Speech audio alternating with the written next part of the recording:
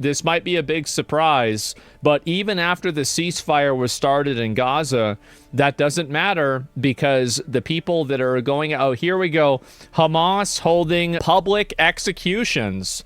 Can you believe, wait a minute, guys, can you believe that the terrorists are killing people? I can't believe it. Hostages have been released from Hamas custody and have been identified, but the bodies of 21 people, including 2 American citizens, are still in Hamas hands. And President Trump is demanding the terror group release them and permanently disarm. The president writing on Truth Social, all 20 hostages are back and feeling as good as can be expected.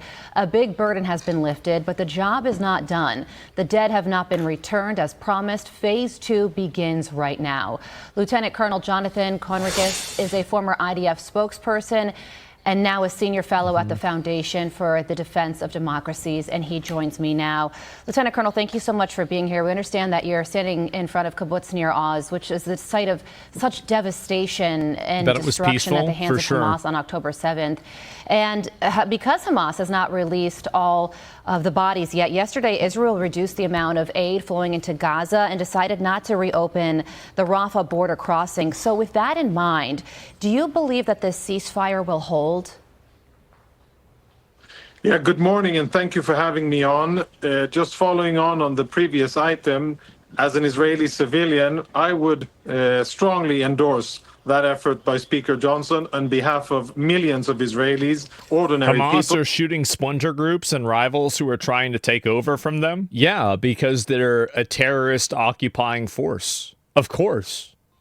They definitely believe that President Trump should be rewarded that prize and many others, because what we enjoyed 2 days ago was getting our brothers and sisters back. That was a tremendous achievement, and we're now in a ceasefire. That would not have happened without President Trump and his team. We understand that, we recognize it, and I hope that the truth and justice will be served and President Trump will be awarded that.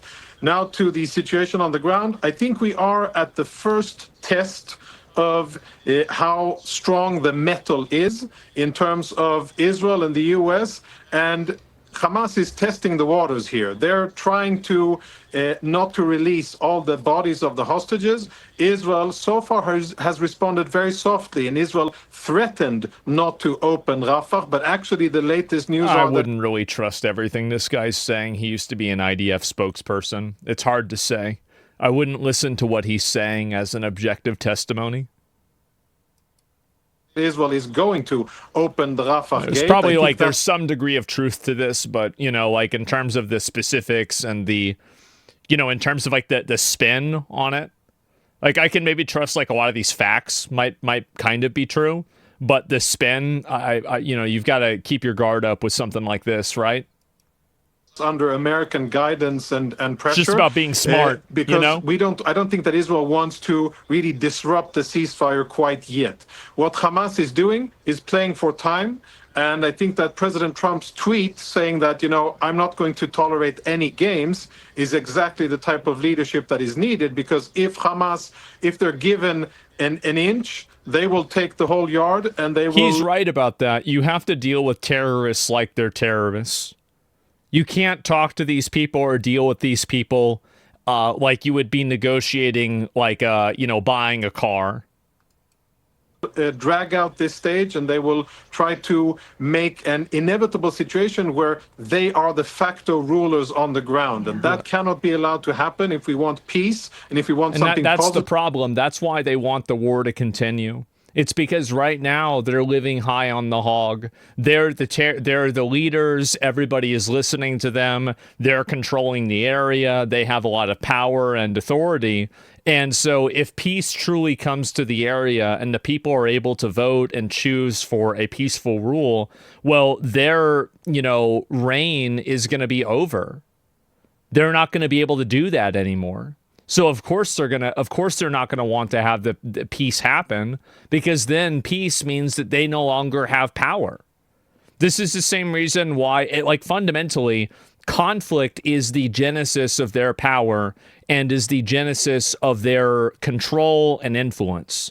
This is on a fundamental level the same as why weirdos on the internet like SJW, like fucking constantly hyper offended virtue signalers are never happy, is because by being happy, they effectively cede their power. They're saying, well, I'm happy now, so you don't have to pay attention to me anymore. Their entire power structure is wielded through grievance. And this is fundamentally, it's a very different concept, but it's the same idea. It's a different methodology, but it's the same idea. That's it. Otherwise, Arabs, Turks don't want peace. They want to kill and occupy. There's plenty of countries that are Arab countries that don't have this bullshit. All of the other Arab countries even agreed that they don't want this bullshit.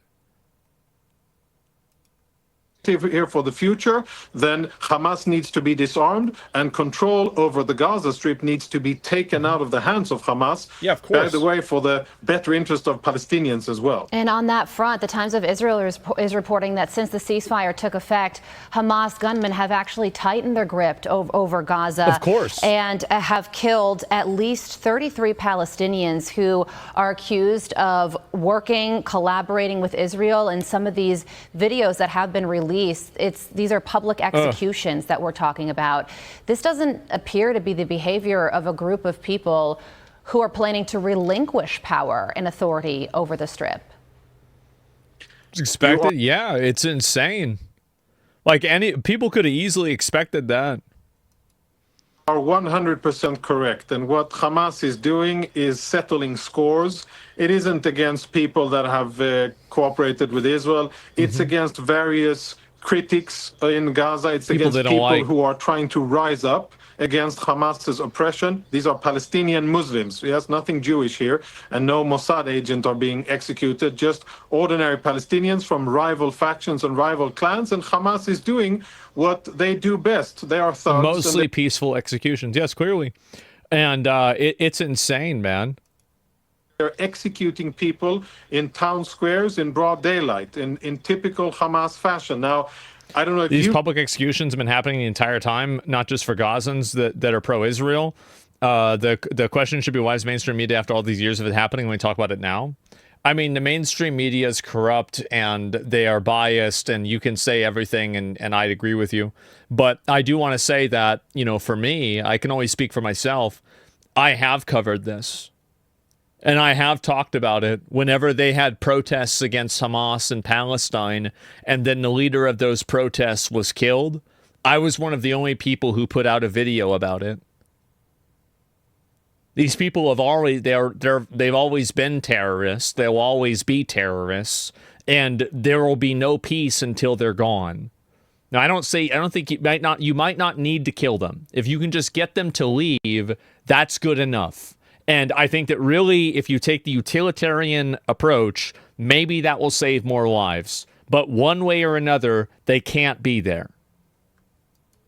I've seen it on other Something according to you? It's obvious. It's obvious that's what's happening.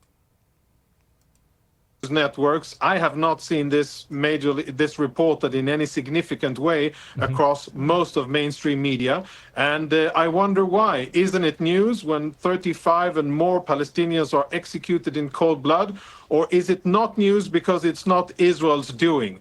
But the fact is that Hamas is not looking like an organization that is ready to disarm, as they have committed to President Trump, and they're not looking as if they're going to hand over peacefully the control over the Gaza Strip. That spells trouble for the continuation of this deal. I hope that Qatar, Egypt, and Turkey, the main three sponsors of Hamas, will be told by whoever needs to tell them that the time for games and the time for this type of behavior is long gone. Hamas has lost, and they must concede. I hope that will happen for the interest of... Well, that's the reason. I think that's the smartest thing about, I think, the way that Trump approached this, is that he approached it with the backing of a lot of the other Middle Eastern countries. So they can't claim that this is somehow like just Israel that's against them. This has been an agreement that a lot of other people have also been involved with as well. And so now it puts them in opposition with everybody else also. Well, in the short time we have remaining, a big question for you, because these Hamas terror tunnels are another major issue, and the eradication of them is part of the 20-point plan. Logistically, though, Lieutenant Colonel, how do you do that? It'll take a long time, lots of effort, lots of explosives, and lots of soldiers that do it. This is not something that is going to be done in a short time. Imagine if a contractor was given the assignment of demolishing the New York City metro or subway system. That's the scope of what we're talking about here. These are hundreds of miles of tunnels, and it's going to take time. I hope that it'll be done in the most peaceful and benign way without involving any other casualties. But I fear that it will include fighting. If Hamas is disarmed, it can be done in a peaceful way. If not, then it'll have to be done in a different way, which I hope that we can prevent. Lieutenant Colonel Jonathan Conricus, we appreciate your time this morning. Thank you so much for joining us. Thank you very much, and good. There it is, and I don't know how anybody would support that. There's what do you see here? There's videos of Hamas executing civilians on the street of Gaza after the peace deal. Yeah, they're psycho terrorists. I mean, like I don't know why anybody wouldn't have expected that. Like it's so obvious that's what's going on. It's so obvious that's what they are. People think that it's not happening. Is this the same? Yeah, this is the other one right here. And obviously it's going to happen. It shows who they are. They're cannibalizing their own people. They've always been doing that. They use them as human shields. They kill them whenever they fight back. This is a complete military like control. Like it's a military occupation by a terrorist group. This is the reason why. I hope you guys seeing this now can see the reason why I've been very empathetic towards like the actual Palestinian citizens, is that they're like, this is happening to them in their own backyard. Like, not only are they dealing with like the existential problem of Israel or the United States helping Israel, but on top of that, it's their own fucking like, they got like the Hamas got elected like 20 years ago, right? Like, by the way, so just let's use a little bit of logic here, okay? Just 3 seconds of logic. So the majority of the people in Gaza are under 18 because a lot of the older people have been killed. So if the majority of people are under 18 and Hamas got elected 20 years ago, that means just very simply, most people didn't fucking vote for them. They voted for this? No, the people that voted for this are dead. They're dead. Think about it. Think about it for 3 seconds. Do the math. Well, President Trump is now threatening Hamas with major consequences if they fail to disarm and hand over the remaining deceased hostages. It comes as the Israeli military releases the names of those returned so far. Chief Foreign Correspondent Trey Yinks joins us now from Israel. Good morning, Trey. Yeah, hey, Lawrence, good morning. Overnight, Hamas released the bodies of 3 additional hostages. The total number still in Hamas. My point is that Hamas does not represent the will of the Palestinian people, and it hasn't for a very long time. I think that Hamas, their main goal and priority is proliferating and continuing their own power structure rather than any sort of benefit for the people that live there. I think that they use the benefit, like the benefit there, they will use this as a political tool, but their real goal is to maintain power inside of that environment. That is their that is their prime directive. Everything else is subservient to that directive. You're being naive? I'm being naive by thinking that the people that are in charge of this are actually just power-hungry psychopaths that are killing anybody that disagrees with them, after we've seen videos of them being power-hungry psychopaths that kill people that disagree with them? Yes. Captivity stands at 21. The release of these bodies may be a sticking point before entering into phase 2 of the agreement. Regional media reports that Egyptian teams will enter Gaza to help Hamas locate the remains. One of the bodies that was released earlier this week was that of Yossi Sharabi. His brother Eli was held hostage for nearly 500 days. He spoke last hour with Fox and Friends, saying this. It was a mixed feeling for our family. We got closer with Yossi's body after 2 years. Very sad closure, but it gave us the opportunity to have a grave to cry on. Yeah, it's awful. It sucks. I mean, especially with all those people. They're arguing a little bit naive about population support. Well, I mean, like, so if the population of Palestine supported Hamas, that would not change my viewpoint on it, because the population of Palestine, there's two reasons why. Number one, a lot of those people probably view Hamas as the devil you know and the lesser of two evils. They probably don't like Hamas, but they dislike Israel more. So they accept Hamas's tyrannical and abusive behavior because they consider it better than Israel, because Israel is a foreign occupying force and Hamas is a domestic occupying force. So both are bad, but one is the lesser evil. That's number one. The second reason why I don't really care that much about it is because the people that are supporting them, if they openly state that they don't support them, they could be killed. So I think that any sort of polling or opinion, survey or anything like that, whenever you're asking somebody a question that if one of the answers could lead to your death, I don't think that you're really going to get a very accurate sample size. It's just logical. Like, I don't know why, like, how could somebody not think like this? It's common sense that obviously whenever you have an occupying force that will kill you if you go against them, you're going to have a lot of people saying that they're not going against them. How could you possibly think otherwise?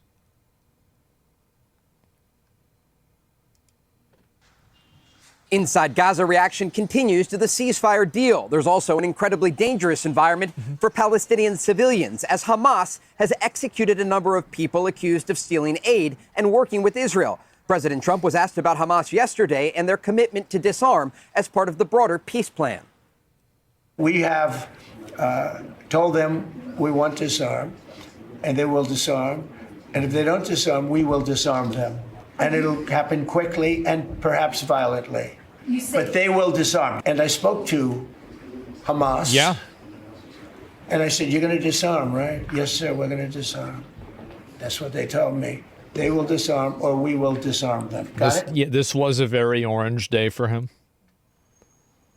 A spokesperson for Israeli Prime Minister Benjamin Netanyahu is set to brief the media later today with an update on the state of the ceasefire. Guys, back to you.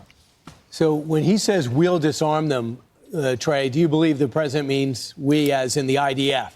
He doesn't plan on sending American troops in there to disarm them, right? Of course not. No, they're just going to empower Israel to do it. Why the fuck would we send people in there?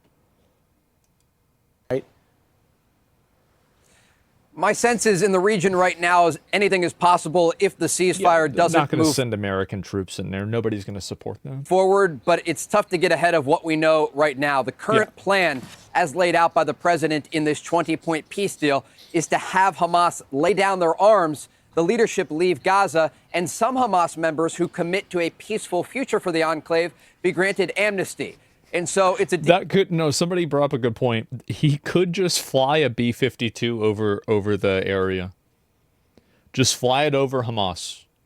Doesn't drop anything. Maybe have it drop confetti. Just let them know. There it is. Yeah. deal that actually benefits Hamas if they follow through with it. If they do not, have it drop Trump 2028 hats. Israel's Prime Minister Benjamin Netanyahu says his country would go back to war against the terrorist organization. The question now is what this timeline will look like, understanding that these images we see from inside Gaza show Hamas taking back to the streets of the enclave and executing their opponents. Trey, isn't it fair to say it's hard to rebuild Gaza? It's hard to give food and water and other resources if you have a terrorist organization that's running the street. No one wants to go in there with that happening, right? Obviously not. Absolutely, and that's why this broader peace plan presented by the Americans does two things. First, it has an international stabilization force. Other countries will be committing soldiers to help stabilize the situation inside Gaza.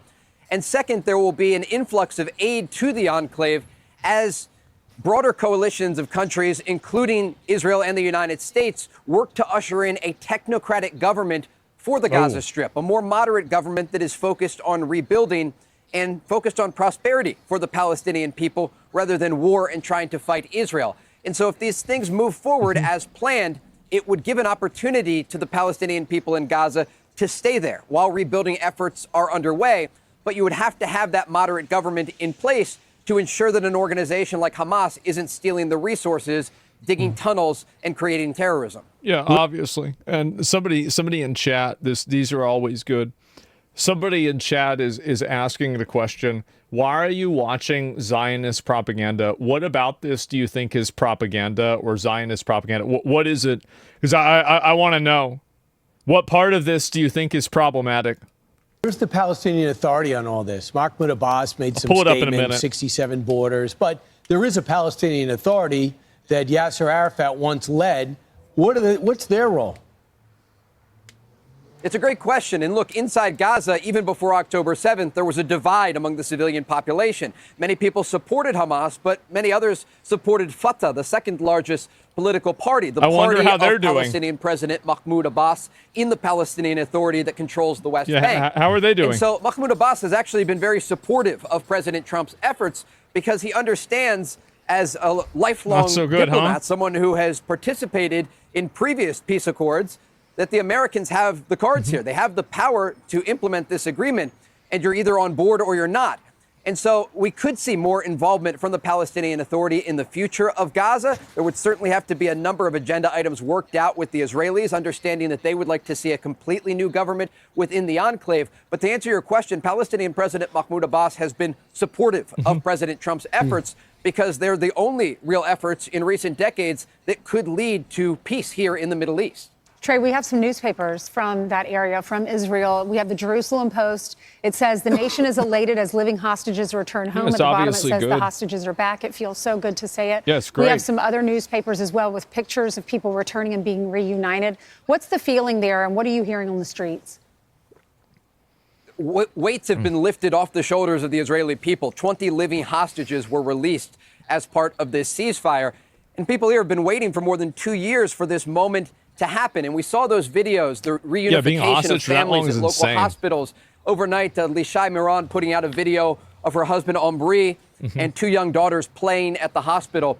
And it's heartwarming for the Israeli people, but you feel it in the streets here. Last night was the end of a week-long holiday in Israel. It was called Simchat Torah, and you saw people in the streets of Tel Aviv dancing and holding Torahs.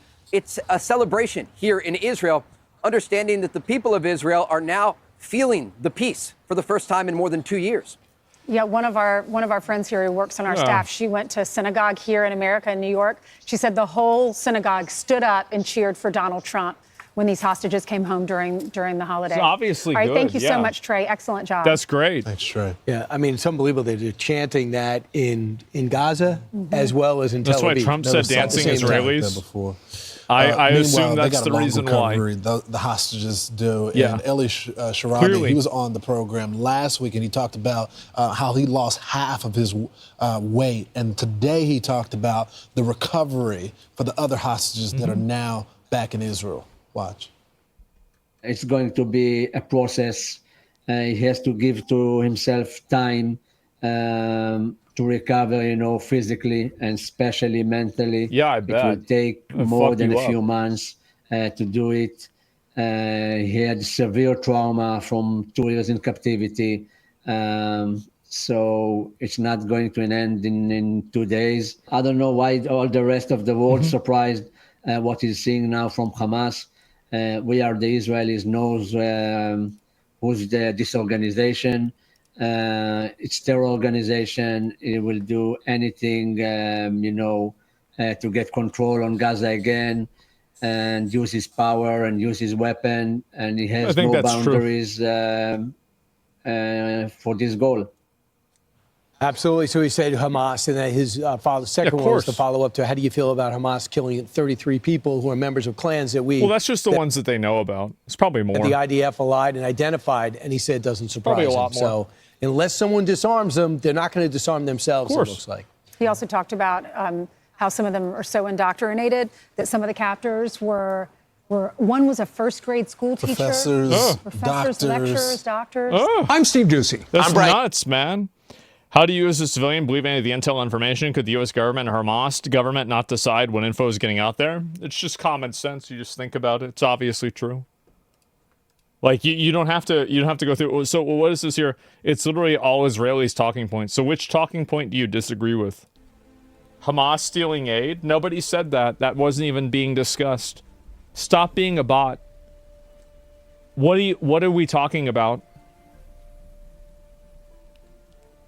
That really wasn't even that's not even being discussed. Like, just stay on the topic.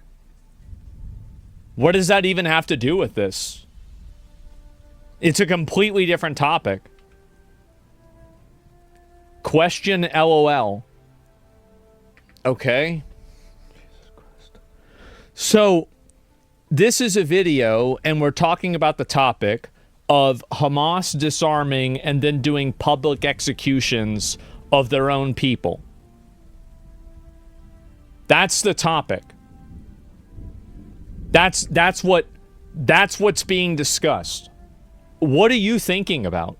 Okay, that's also false. Okay. Now we're getting somewhere.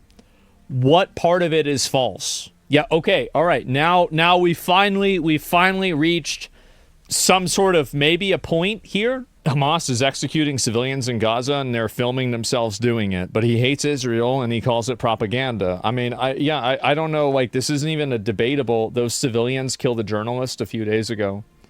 So you think that all 32 of the civilians that Hamas, you think that every single civilian that Hamas executed had killed a journalist? Is that your opinion? They are working. So you think that all. So wait a minute. Okay, so now you think that the people that Hamas executed are all working with the IDF and they're killing journalists. So is that and where are you getting that information from? Not Fox News? I was asking where. I assume that it wasn't Fox News, but where were you getting it? Somebody told you the journalist killed? So you think that 32 people collaborated together in order to kill one journalist? Actually, let me just ask you a better question. Because this is getting complicated. Do you think that Hamas's public executions of those 32 people were justified or not? Just really simple question, right? Do you think they were justified or were they not justified? Because we can talk about why or anything else, but that's really the bottom line, isn't it? They did more? Okay, so do you think that the public executions that Hamas did were all justified? Not in an ideal world. Were they justified or not? Yes or no? I think he said something. You are arguing like a bot. Yeah, that's what I was going to say, actually. Okay, so you're unwilling to give a yes or no answer. This is a terrorist organization that's had a long history of killing people that protest against them. If you think that they're not killing their own people now, after the ceasefire is over, while there's a power vacuum, you are delusional. I'm not saying that, every single person, maybe some of them were Israeli spies. Maybe one of the executions made sense. Maybe there was this guy that was trying to, accidentally, try to fucking subvert them. And so, they killed this guy. And it's like, yeah, of course they did that, right? Yeah, sure. But, there's a bunch of them that it wasn't. I don't know how you could even say this at all. I mean, it's insane. And you're believing terrorist propaganda. I don't have to make shit up about Hamas like Fox News. Well, I mean, that's what you're doing now, right? You're just saying that everything isn't true. And also, why would you listen to that? Do they deserve to live? What about innocent Palestinians? I don't know. Ask that to Hamas. They're the ones killing them right now. That's what they're doing. Yeah, it's insane. And so you're so focused on Fox News, you're not even like you're thinking about Fox News. Fox News. Think about the idea of what's being discussed. Why would you even be considering what Fox News is or not? It's just a lot of people get trapped and captured by this type of like binary, very, very surface level thinking. And I don't really see why. I don't know why. It doesn't make sense to me. And it's very odd. But I guess that's the way it is.